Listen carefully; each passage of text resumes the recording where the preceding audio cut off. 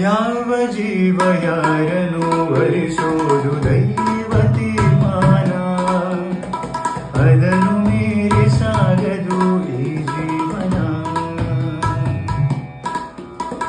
ಸ್ನೇಹದಿಂದ ಪ್ರೇಮವು ಹರಡೋದು ಸುಂದರ ಧ್ಯಾನ, ಹೃದಯ ತೆರೆದು ಹರಸಲಿ ಎಲ್ಲ ಮನ.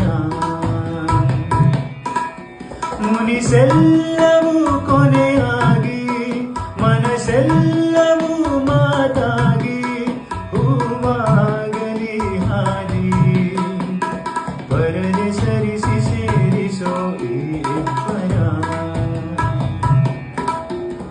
ಸಿಹಿಯು ಸನಿಹ